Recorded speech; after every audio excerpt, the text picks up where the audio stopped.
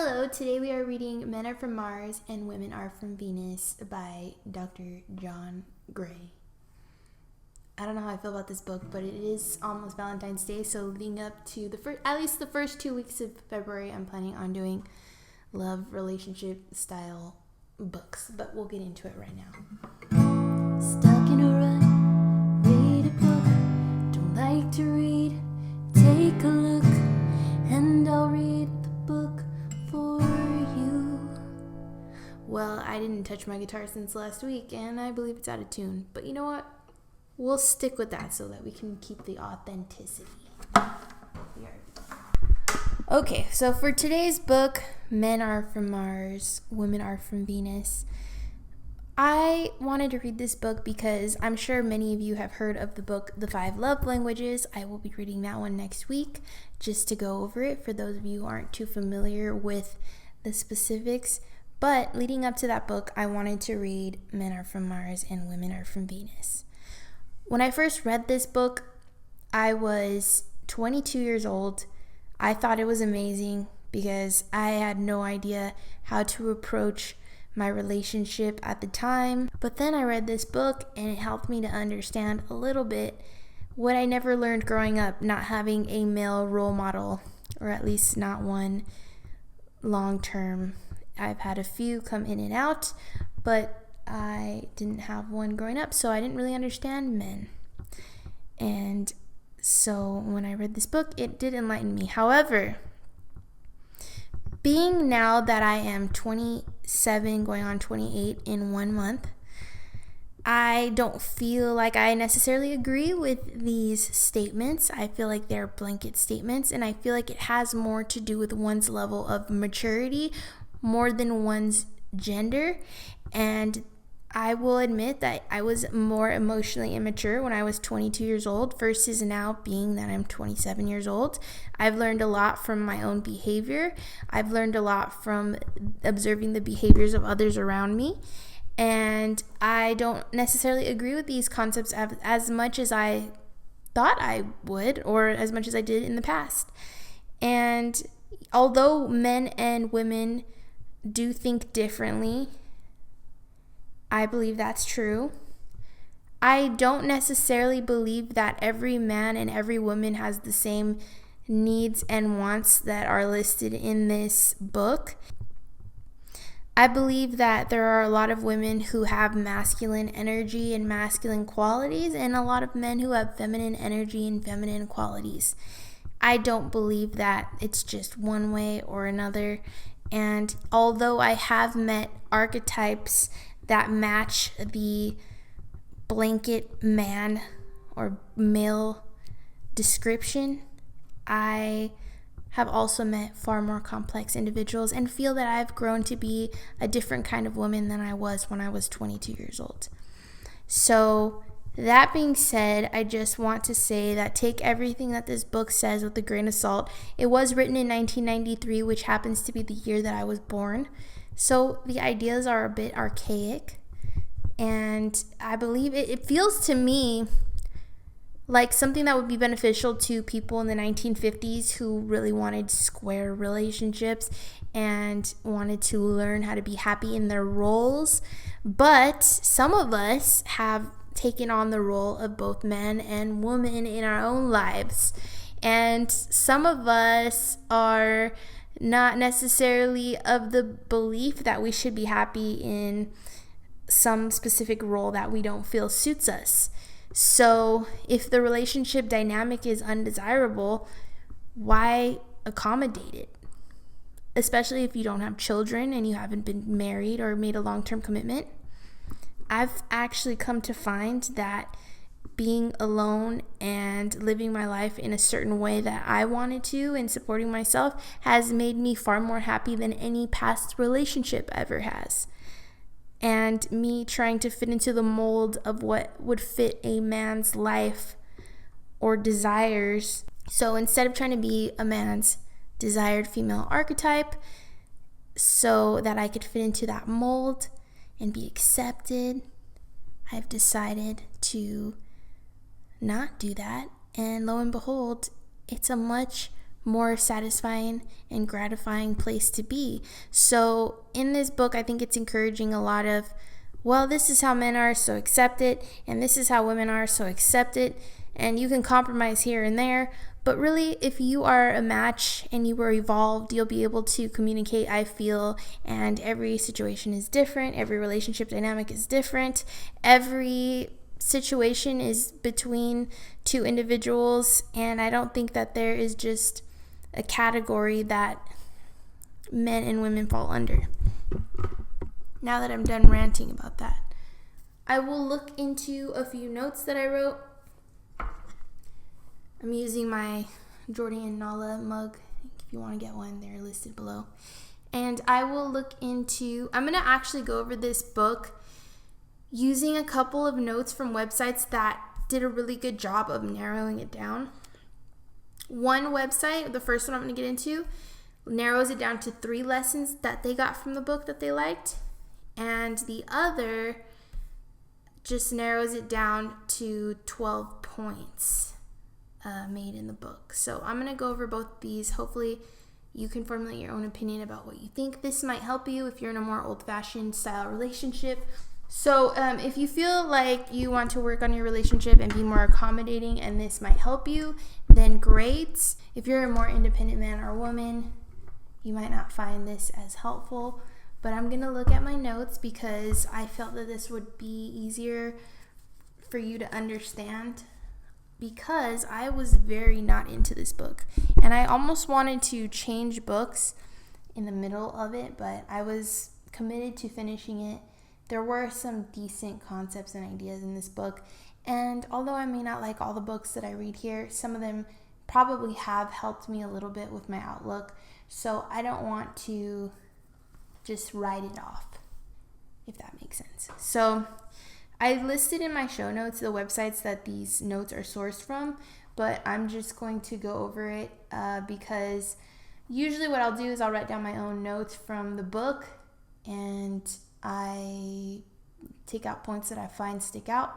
But to me, this was really repetitive and all over the place, and I just couldn't wrap my head around a lot of the ideas. So I decided to go from an outward point of view, and maybe that would help me to elaborate upon the contents of the book better, because it wasn't one that I really agreed with too much or enjoyed that much. So the first set of notes I wrote down were a 1-sentence summary of men are from Mars, women are from Venus.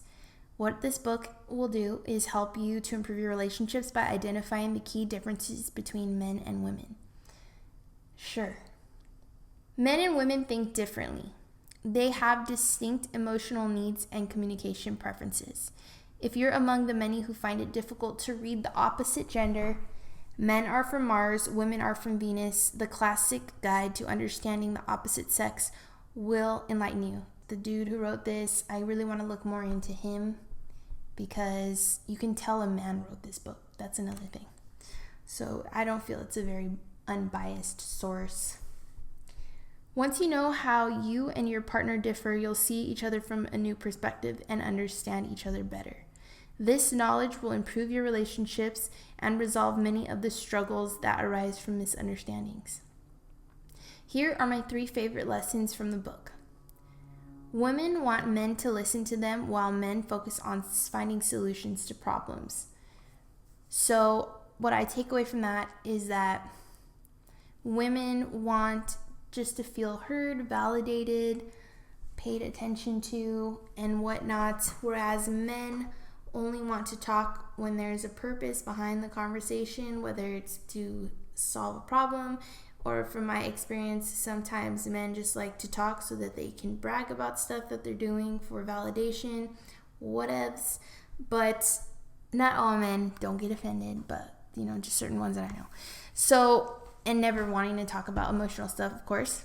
But what I will tell you is, one thing about me specifically is that I, maybe to a fault, I don't really want to talk about things, and I don't want to talk about feelings if I'm not going to try to come to a resolution and it's just a dwelling thing. So in that regard, I don't really identify with what the author's saying, because I myself find myself to be somebody who likes to engage in conversation that is not only constructive but also problem solving. And I've actually had this problem in relationships where I hear my partner complaining about something and I try to help by providing a solution. And this book definitely says that that's offensive to men, but I'll get into that.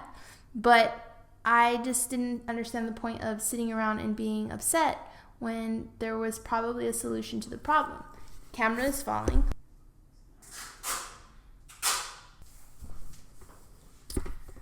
Okay, so I had to fix my tripod because I am holding my camera up with tape. It's amazing. Okay, so where was I? I don't even remember. Oh yeah, so personally as a woman, I don't necessarily identify with what the author is stating that women prefer. Next point. Men feel motivated when they feel useful. Women are inspired when they feel loved. It's too bland and non-descriptive. 3, women and men communicate differently and assign separate meanings to the same words. That I can understand, but I think that that's based on the individual. I feel that two people who are very in tune with one another will not misinterpret each other's meanings.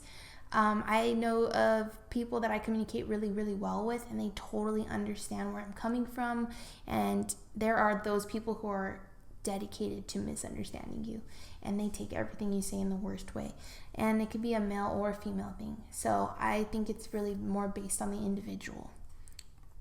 That's just my opinion. So now let's look more closely at the distinctions between men and women. So men need to process their problems in their head, while women want verbal communication. There's an example. After a long day at work, Tom and Mary come home with work-related issues on their mind. As they both sit down for dinner, Mary starts talking about how her boss is making her work too much. Tom, being the problem solver he is, starts offering solutions. This upsets Mary since she only needs Tom to listen to her to help her feel better. Tom, on the other hand, wants to solve the work-related issue that he has in solitude or by taking his mind off of work by watching TV. He only feels the need to talk to Mary about the problem when he wants her to give him a solution. Mary feels sad because Tom isn't talking about what's bothering him as she does. In both cases, Tom and Mary try to fulfill each other's needs the wrong way, so they end up fighting. To solve this issue, Tom can listen to Mary without offering solutions unless she has specifically asked for help, and Mary can let Tom process his emotions by himself when he needs to. As a man, you can let a woman talking without offering solutions and deal with your own issues later. As a woman, you can wait for men to solve their problems by themselves until they feel better. Okay. By the way, I totally disagree. I know we all know women like this, and I know we all know men like this. Don't get me wrong. But believe me when I say that not all women handled the situation or would like to handle the situation as Mary would. And not all men are the way that Tom is. So I just thought that that was kind of ridiculous. But I can understand if you're dealing with that type of person who more often than not does act like that. However, we are all capable of changing. We're different with each individual person that we're with. Some people bring out more of certain qualities than others in us. So I think that this is kind of ridiculous. My camera's falling again. One sec. Okay, so this camera's just gonna have an issue the whole time. It's all good. It's gonna just slide down slowly. So lesson 2 is women need to feel loved, whereas men like the sense that they are useful. One Sunday afternoon, Tom decides to fix a broken bookshelf by himself. After watching Tom work for hours, Mary tells him to call his brother for help. Tom doesn't like the advice because he wants to feel useful by fixing the bookshelf by himself. All he needs from Mary is an appreciation of his efforts and trust in his skills. Mary, on the other hand, does all the dishes, laundry, cleaning, cooking, and other household tasks on most days. She is happy to do this work, but when Tom doesn't acknowledge the care she provides, Mary starts resenting him. If Tom appreciated the small things Mary does for him, he would fulfill Mary's need to be loved and respected. In both cases, a lack of voluntary appreciation creates tension and needless problems. As a woman, you can show men that you trust them and let them help them when they need it or want you to, so they'll feel useful. As a man, you can repeatedly show women how much you love them to make them feel fulfilled. Oh, come on, dude. I need to drink some water. First of all, that's all great and dandy, but I know men who will put their ego aside. This is a man with a big ego, I feel. I know men who will put their ego aside and do the thing that's most efficient and have no problem asking for help either from me or somebody they know when they are unable to effectively complete a task. If you are dead set on finishing it yourself, good for you. And I do know that some men are this way, so I'm not saying it's not true, but I think that is a man who needs to control his ego a little bit. That's just my opinion. And a woman who's doing all this stuff, I used to be this woman who would just like do all these acts of service just to show like my appreciation, love, affection, whatever. And I did get upset when there was no acknowledgement of that, but that was my fault because I was doing all this stuff and I was beginning to feel resentful or have a problem and not say anything about it when I could have just said very kindly and politely, no need to make it an attack or anything, that I felt that there was an imbalance in effort or I didn't feel very appreciated, and there needs to be no condescending tone or no picking of a fight. And if somebody can't receive that, then they're not evolved enough to probably be in a relationship. You know what I mean? And if you can't see it on your own, oops. Come on. Wow, this is probably why I'm by myself. Okay, lesson 3. Men and women, you may use similar words but mean different things. One day, Mary brings up the issue that Tom has been too busy to spend time with her. She says, "We never go out together." As a result, Tom bursts out in anger, reminding her of all the times they did go out together and all the things he's been doing for the family. But when Mary uses the word never, she doesn't really mean never. She is trying to express her feelings about Tom not having paid attention to her lately. In Tom's mind, however, she actually means never, and he gets frustrated about her using this word. On another day, Tom is overthinking an issue at work. Mary senses Tom's tension and asks, "What's wrong?" Tom replies, "I'm fine. Don't worry about it." Mary interprets this as a sign that things are not fine, that she needs to interrogate him further to find out what's wrong. She keeps questioning Tom until he gets angry. When Tom says, "I'm fine," however, he actually means that he is fine and wants to deal with his problems alone. She should be in the mood to talk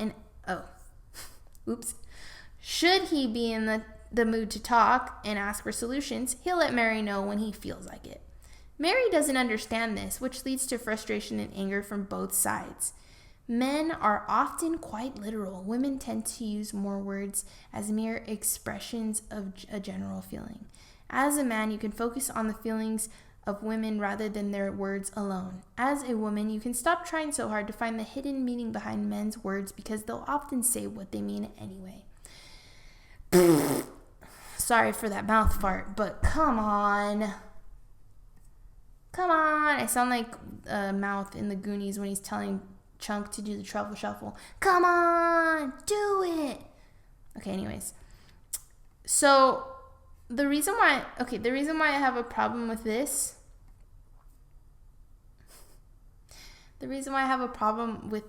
is, let me just gather my thoughts. So this author says that men are taking words quite literally, right? I, as a woman, and notoriously take everything literally. That's actually been a common complaint amongst people that know me, that I take everything literally. So if you say something, I will process it literally as you said it. And I'm not a man. I take things literally. I'm a woman. That's all I'm saying. So there are a lot of things that I feel that I identify with on the man side, and I have experienced both sides. So I do know that I've believed I'll make up a meaning, and I know a lot of women who do this too, when it comes to men and relationships, we will try to put a meaning behind very vague words or lack of expression or lack of communication just so we can make sense of things. But I think I've met some men who do that as well. So that's where I say, how can you just categorize people this way? People are individuals. Now I don't do that. I don't try to even put a meaning behind anything. I just take it literally, like a man would. But I was already kind of like that. I'm going to go into another set of notes, but to wrap up this first set of notes, this book addresses some of the most common relationship problems couples experience, maybe in the 1950s. It highlights the key differences between men and women in how they think, act, and communicate. Therefore, it is a good guide, but don't take this book as an absolute truth. Every individual is unique, and some may not fall into these patterns. That said, the book provides solid examples and aha moments to your quest to figure out the opposite sex. So I'm going to read another 12 points from the book if that one wasn't good enough to help you get an idea. And we're going to dive a little bit deeper into this. But in Men Are From Mars, Women Are From Venus, John Gray warns in the introduction that he generalizes about men and women. Where I kind of missed this, I didn't really see or feel that the author was aware of the generalization, the extreme generalization, but apparently that's disclosed in the beginning. Some of those generalizations will ring truer to you, and some might seem less so. The reason is simple. Beyond the generalizations, we are all unique individuals. Yes. Gray also mentions that sometimes genders switch. Men relate to women's descriptions and women relate to men's descriptions. Around 10% of women possibly for being born with more testosterone. Well, I may have more testosterone in my body personally from working out more, and I will notice that, or I have noticed that I am far less emotionally unstable, but that might be because I'm older now. And when you're older, your emotional brain fully develops. So I know for a fact that my prefrontal cortex was not fully developed when I was 22 and I initially read this book. I think that's the right part of the brain. Don't quote me, I'm not a scientist. So that's just a case of role reversal, and it's nothing to worry about. Differences lessen when genders have been single for a long time and will manifest more strongly with children or during high periods of stress. That makes sense. I guess I don't identify with a lot of this stuff because I don't currently have any problems or relationship problems. Praise the Lord. The author says that some men deny some aspects of their masculine side and women deny some aspects of their feminine side. Most workplaces reward masculine attributes. This is true. Men and women are different by nature. To get along, we should take a step towards the other without compromising our true nature. Men care about competence and achievement, women about feelings. Come on. Some of us women don't have feelings. Don't take that literally, men. Some of us women know what's up, though. Come on. Some of us know how to manage our feelings after a certain point of having our feelings ignored. There's nothing wrong with that. I just think that that's ridiculous. I care about competence and achievement much more than I care about feelings. I promise you that. First point out of 12. Men are from Mars, women are from Venus. So to get along well, they need to stop expecting the other to be the same and understand each other instead.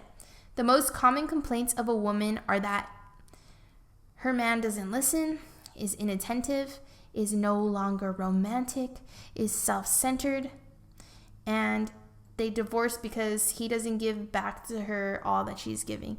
Now, I have been in a relationship like this. This is called a one-sided relationship. This usually happens when the woman has stronger feelings for the man than the man has for the woman, or it can happen in the other way when you're a man and you're crazy about your girl and she's just indifferent about you. So this is never a good place to be, and this is, for some reason, something women want or are attracted to, because I know a lot of women in unsatisfying relationships. Men would complain that his woman overreacts, makes a big deal out of nothing, withholds sex, is unreasonable, divorcing reason. No matter what I do, she's never happy. So probably feel a lack of appreciation. I can see that. Yes, you can generalize women and say that they're all entitled or gold diggers or they all are nags or whatever. But that's not always the case. And sometimes those are the types of relationships you want, because if you can find fault in the person you're with, then you don't really have to find fault in yourself, and you don't have to work on anything within yourself because you have such a faulty partner. But come on, step up your game, guys. So there are common fears for the genders. Fears for men are: men's deepest fear is of being incompetent and not good enough. So you tell me if that's true or not, men. They are afraid of giving because when they give, they risk failure and rejection. Fear increases when he cares, so he might stop giving when he cares the most. So I don't know if the author says this so that we can excuse that behavior or what, but I just think that's a little bit ridiculous. Fears for women. Women can be unconsciously afraid of being worthy of love, and she's afraid of getting too much. I don't know if I've ever been in this position where I feel like I'm unworthy of love, so therefore I'm being treated well and I don't accept it or what, but I don't know. I don't know too much about that. Can't really relate. She's afraid she won't be supported and unknowingly pushes away the support she needs, which makes him feel rejected and turns him off. That's just strange to me that that's written down. Men are empowered when they feel needed and trusted, so women can feel free to show that she needs him. Women are empowered when they feel cherished and cared for. That's true, but doesn't everybody want to feel cherished and cared for? What does it have to do with women? Mr. Fix-It. This is point number 2 out of 12. He needs to show competency. John Gray says that men care about their abilities, and women care about feelings. I'm so sick of this concept, but okay. Men value power, competency, achievement, and their sense of self is defined by their success and ability to achieve goals. I guess Mulan kind of makes this point in its own movie, with the whole "Make a Man Out of You" song. Did they give me daughters when I asked for sons? Anyways, achieving goals is a way to prove their competency. We're still talking about men here. Similarly, men want and need to have their abilities recognized and appreciated, and resent having them ignored or called into question. When a woman offers to help, it's an offense for the man. That's a vote of distrust in his abilities. Women instead want to be listened to. They don't want to be alone and like cooperation and assistance. Men offer solutions when women complain, and women are not looking for solutions. They want to have their feelings recognized and appreciated. They don't want to be left alone when hurt or dealing with a problem. Okay, first of all, if a man gets offended, if what he's doing is called into question, and sometimes what he's doing is not right morally or even financially, or what is the point of a partner who tells you everything you're doing is right and perfect and dandy? If you're not challenged by your partner, if your partner is not helping you not to make certain mistakes or helping to make the mistakes less severe, let's say, in joint finances or in your health or in certain things, if they're not allowed to mention anything and just, yes, honey, great job. Absolutely, bet our entire savings on that roulette table. Yeah, go for it, champ. Like, cool, that sounds nice, man. Cool, great. What a wacko. What a wacko who wants a partner like that. That's what I think, at least. I don't want somebody who just agrees with everything I'm doing. Yeah, Jordy, you're it's all good. That's cool, babe. Yeah. You should get into heroin. Oh, that was a little too far. Look, we don't want somebody egging us on in the wrong direction or being a yes man. That doesn't help us to be better. And yes, I agree. You should be asking for the help or opinion and not have it just interjected upon you or somebody trying to dictate your decisions or life. There's a difference between nagging and being honest when somebody's asking you for feedback. So if you're never asking for feedback, or if your partner sees that you're really struggling with something, what's wrong with trying to help find a solution as a woman? Why is that so offensive? There are some people who are smarter in certain areas and more well-versed in certain areas than others. It's great to be with someone who's smarter and better at things that you're not really good at, because that's what makes you a strong unit. You know what I mean? At least in my opinion. So I don't want some man who's like superior to me in all aspects, that can't learn anything from me and shouldn't ever be questioned. That's wax sauce, baby. And vice versa. 3. Men go to their caves and women talk. I'm actually a man in this regard. I go to my cave. So my whole life is a cave. How about that? So you know what I mean? I don't get this. I understand I identify with the man in this section, but we'll just keep reading it. When dealing with problems, men tend to withdraw, go sit by themselves, and avoid communication. For solutions and examples, also read Stonewalling in Relationships. The problem is that women do the opposite. They communicate to find a solution. When the two sexes communicate, women often communicate for the sake of communication, for the sake of talking. Men like to talk in the solution-oriented fashion instead. For a man, there must be a point and a conclusion to the conversation. What a woman can do to help her man is to let him know in advance the outcome of the story and then go back for the details. Men don't like suspense. Give them the facts straight. Let me tell you something. You don't give me the facts straight, you just drone on about stuff that doesn't have a point to me, my ears will straight up turn off. I don't know if it's the ADHD or the testosterone that I have extra in my body, possibly from working out every day, which I doubt. I don't really feel like I have extra testosterone, but whatever, we'll just go with that. But for me, if you don't get to a point and there's no conclusion and you try to put suspense in the story or whatever, I don't like that either. I don't like surprises. Just tell me what's going on. Give it to me straight, bud. But I guess women supposedly are not like this. So how to motivate the opposite sex. John Gray says that a man's instinct tends to be self-centered, while a woman's instinct is to care and look after others, even if that means sacrificing herself. Yeah, that's true in some aspects. There are people pleaser people out there. I used to be a big time person like this, where I was very much a martyr for anyone who I wanted to love and accept me, because, oh my gosh, that's the meaning of life, right? If both genders give into their instinctive behavior, the man gets all the care and attention and the woman gets nothing. That was the first true statement I ever read in this. One wins and the other loses, which bodes badly for the relationship long term. Once the two genders enter into a relationship, instead they should meet in the middle. The man should learn to care for the woman, and the woman should learn to give less instead of endlessly giving and then resenting for not getting back. She must remember to express her desire for her needs, and the man should express his desire to help. This way, they both win. Number 5, speaking different languages.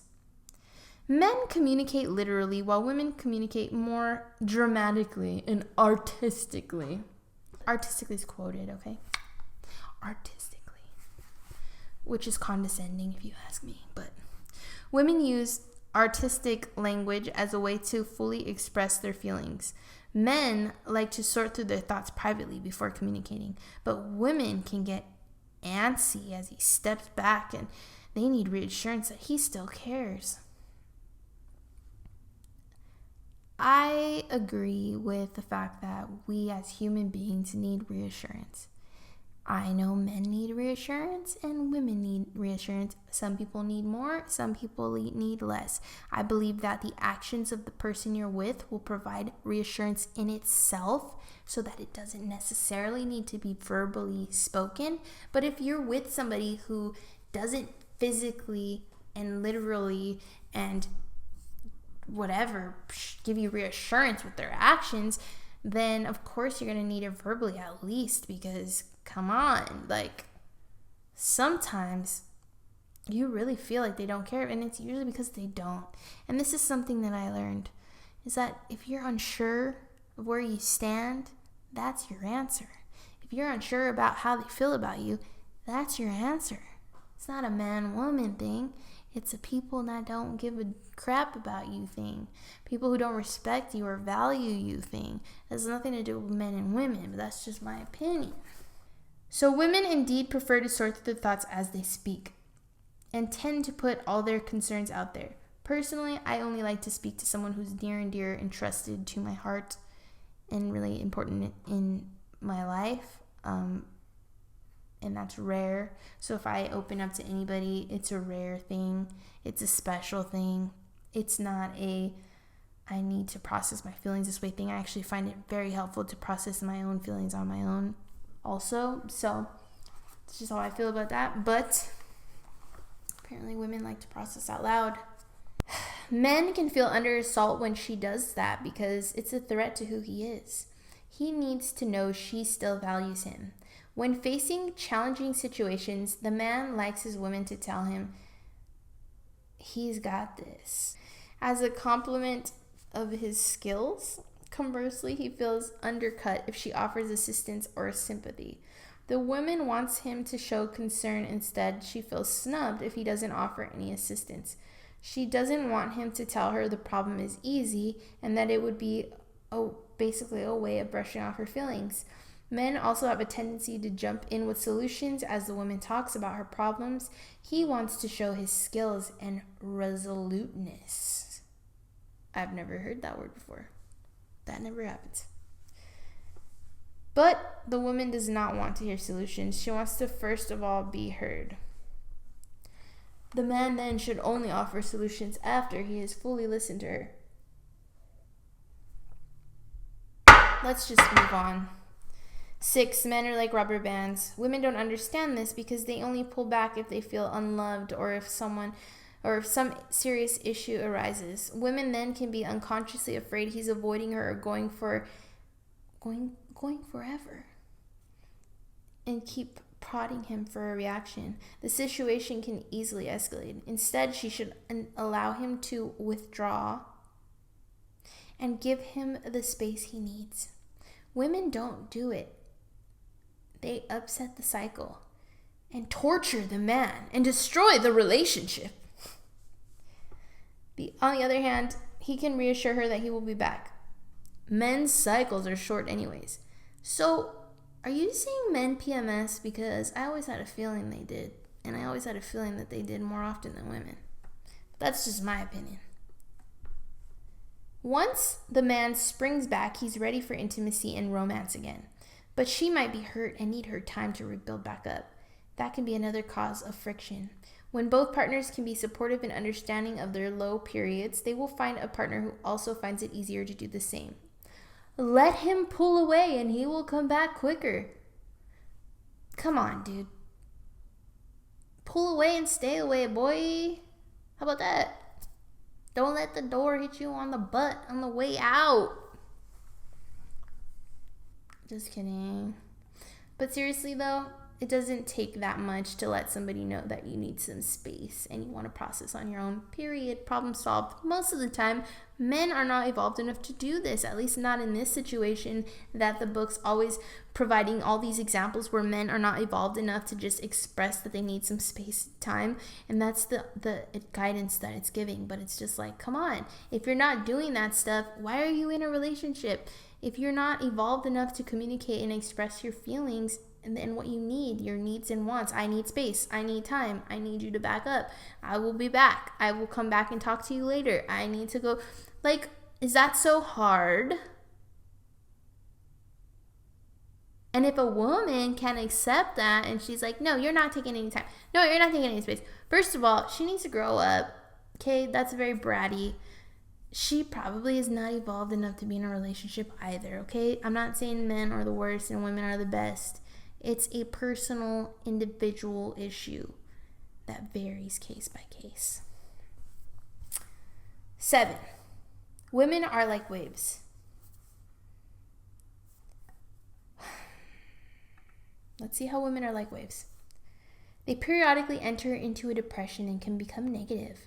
When a woman is negative and at a negative point of her cycle, she cannot give love. She may then revisit old issues, even if they have already been discussed and resolved.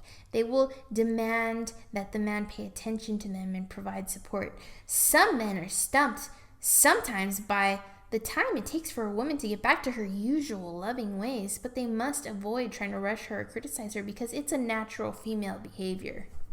With his support, she will be able to grow and trust the relationship more, and she'll go through the waves in a milder, more loving way. The author suggests that if a woman needs to be heard or supported, and it overlaps with a man's need to be on his own, she should turn to her girlfriends then. Yeah, maybe I should just marry my girlfriends too. If they're going to be there for me to support me through my hard times, and my man can't because he needs to be in his cave, and vice versa. You marry your boyfriend and I will marry my girlfriend. Suggestions like these have sparked some criticism that the book asks women to do most of the work to meet in the middle. I don't fully agree with the criticism though, and this is a note that I didn't write. And I'm pretty sure a man wrote that note, but it's all good. Discovering our different emotional needs is the 8th point. Men and women have different emotional needs, and providing our partner with our emotional needs will not necessarily fulfill our partner. Men look for trust, acceptance, appreciation, admiration, approval, and encouragement. I also look for those things as a woman. Thank you. Women look for caring, understanding, respect, devotion, validation, and reassurance. I'm pretty sure men look for this stuff as well. Top 3 mistakes women make in relation to men's needs. 1, tries to improve him or his behavior with unsolicited advice. No one should do that across the board, and no matter the gender. 2, complain about what he hasn't done and doesn't appreciate what he has done. Nobody should complain across the board. That's not how you should approach things. 3, corrects him and his behavior as if he was a child. Again, nobody should be doing this across the board. Top 3 mistakes men make in relation to women's needs. 1, minimize the importance of her feelings and needs. I can't defend you because I've experienced that a lot, but I am a woman, so this is a very biased opinion. I apologize. 2, he listens but then blames her for bringing him down. I've also experienced this mostly with, you experience this not just with men, but like just with narcissistic type people in general, because they are not there for the down times, the bad times, the hard times. They're there for everything good you do for them, and it's all about them. So you can never even dream of bringing them down.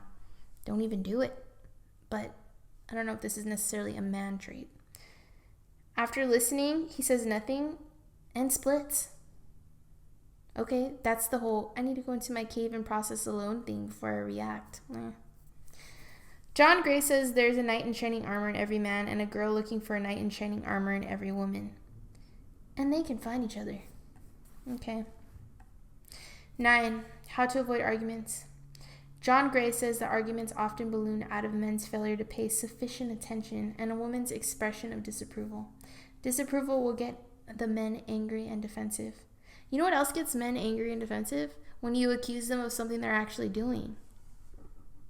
Like when a girl calls them in the middle of the night and they claim to not know why.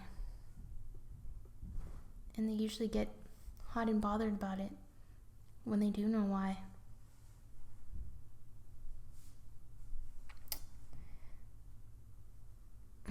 People get defensive when they're lying, usually, when they have something to hide, from my experience.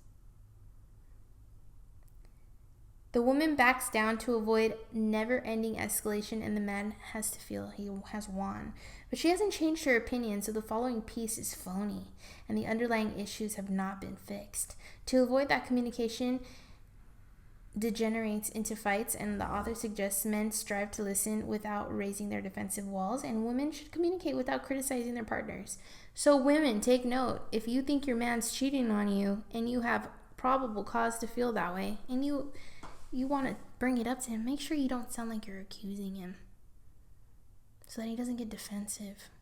According to this book, what I like to do is just figure out what's going on and not say anything about it and just know. And just sit there and just know. And then when the time is right, it's just done. You know everything you need to know. That's it.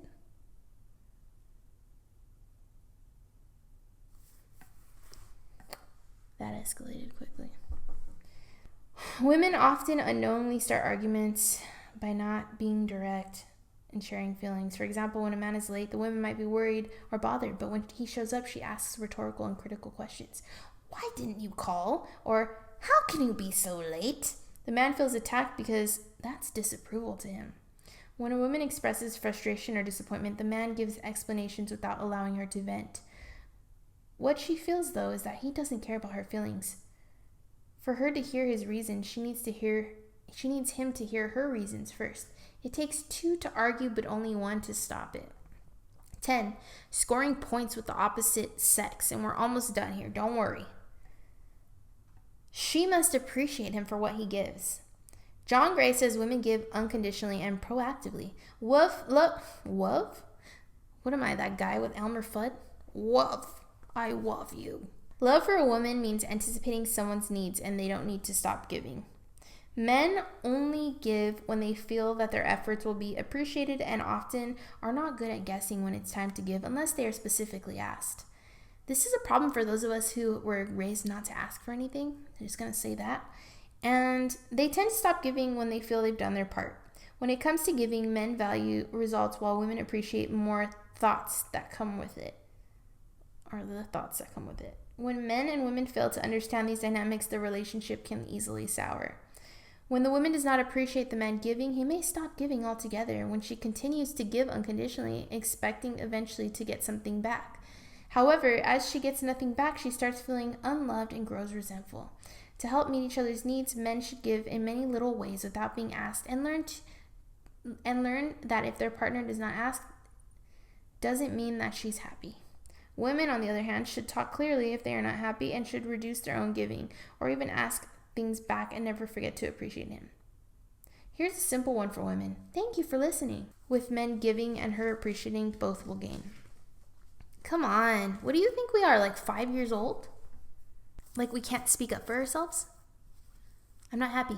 Period. Whoa. Woo. Is that so hard? I'm not happy. Just say you're not happy if you're not happy. That's it. It's easy. 11. How to communicate difficult feelings. He says that to ease unresolved conflicts, men bury themselves in work while women might seek perfection and lapse into depression to avoid feelings of anger. That's true. I was in a relationship once where I felt resentful towards my partner because I felt like they didn't have anything nice to say about me or didn't want to spend time with me, and that they were being unfaithful or had a wandering eye. But instead of getting upset about it, I just got depressed and withdrawn, and I didn't really want to investigate that further. I don't know what was wrong with me, but I understand. Was I right? Yeah. Absolutely, to the max. But at the moment, I just sat there and was depressed about it instead of starting to fight. So I get that. He suggests that writing is a great way of expressing negative feelings in a controlled manner instead of exploding with our partners. Both positive and negative feelings, often we don't realize how loving we can be. Once we write and work through our feelings, we'll be better prepared to explain in a clear, loving way. 12. How to ask for support and get it. And this is the last point. Women should not come to expect their partners can read their mind and should be able to anticipate their needs. They should ask for help without making it seem like a demand, because men hate doing things when they are demanded. A lot of us hate doing things when we are demanded, though. I do not like being told what to do. Period. Indeed, giving excessive instructions will make him feel like a slave. Women have to ask with tact, because any request to be more or get more makes the man feel inadequate. Questions with the form "could you" or "can you" sound to him like questioning his abilities. So "would you" or "will you" are better. I think it's more about how you say it, the tone of your voice as well, because you can say it in a way he doesn't like, whether it's polite or not, and he's not going to like it. So, or she. And it is best to let him choose the way and time he does it. It's okay to ask him when he's busy, but be prepared for him to postpone or say no. A woman should also come to understand denials as a request. Okay, I don't care. Sorry, there's one last point, and it's about keeping the magic of love alive. Doesn't this book make you never want to be in a relationship? Because I know it does for me. It's like, no, thank you. My dog is not this high maintenance, honestly. The more we feel in love and safe, the more turbulence of the past can surface and our minds can let go. I'll say this, though. If you don't have to do all this with someone, or you really get along with someone and they understand you and they're open to communication and they're empathetic of your needs and they care, and vice versa, that's a good relationship and that's great. If you don't have a good relationship and you have to fix it this much or be this unhappy, that's why I was saying, like, why? Usually they don't get better, they just get worse. Unless it's two people who are compatible in some way or another beyond physically. Because if you just have a physical relationship, you're doomed. Genuinely doomed. But anyways, let me get back to my point. The bliss of the beginning does not last forever, and our normal faults emerge for what they are. But by sticking through the heights and lows, the initial bliss becomes a more mature form of love, which gets stronger as the years go by. That's true. So the person who wrote these notes had a critique for the book, saying that men are from Mars and women are from Venus has been criticized for relaying stereotypes from pop psychology. John Gray has been criticized too for some shady practices and for not earning a real PhD, so the author is in question there. Some women resent the portrayal of women as more emotional creatures, which I fall under that category for sure. While some reviews complain that Gray's advice is sexist because he asked the woman to do more of the adjustment. I did indeed notice more requests for changes aimed at her rather than him, but that doesn't necessarily mean sexism. It might simply mean the author believes it's easier for the woman to adjust, or that it's simply best for the relationship. And that's where I'm coming from when I say you can tell this book was written by a man.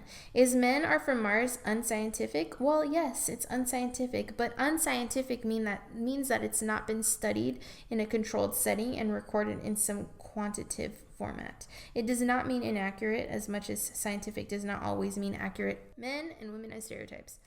On the criticism of men and women are often stereotyped, well, that's certainly true. You just need to look at the title and realize that it's not going to be a book that goes into the nuances of what makes us similar rather than different. Also, it applies to average men and women. The top guys who get to work on themselves to improve and develop growth mindsets won't get nearly as defensive as the author mentions. And of course, the same is true for high quality women. And I said that myself. So that was a long one. And I didn't think I was going to be able to talk about it because I didn't like it. So let me know what you guys think in the comments. I did not mean to offend anybody. A lot of stuff that I say is kind of in a joking, lighthearted manner, although I might have a serious disposition. That's just my sense of humor. Think Napoleon, Dwight, It's a vast sense of humor. I just don't feel this is the time and place to be a silly goose and silly and crazy. So I do have a more serious disposition when delivering jokes, but please take what I say with a grain of salt because I don't mean to offend anyone and it's not that serious. It's just a book. And I just wanted to read it because we're nearing Valentine's Day. So next week I will be reading the 5 love languages and then we're going to get back to the nitty-gritty crazy stuff. The motivational self-improvement stuff, and I'm excited about the books that I'm planning on reading. But for now, please keep staying tuned, and if you'd like to support the podcast, you can get a mug in the description with me and Nala on it. And I hope you like my cow outfit if you're watching the video podcast. I felt like a cow today, and not in a bad way, in a good way. Cow print is really cute, so it's kind of like a Dalmatian look. So, thank you so much for watching. Thank you so much for tuning in. Please comment, like, subscribe. Please even go on iTunes, rate and review. If you're listening on Spotify, I don't know what's up with that because I don't use Spotify, but it's there too. Thank you so much for listening. And if you want to get Audible so that you can conveniently listen to these books, I have an Audible trial /Jordy for a free month. And it lets Audible know that you came from this podcast. Thank you so much, and I will talk to you next Monday. Bye.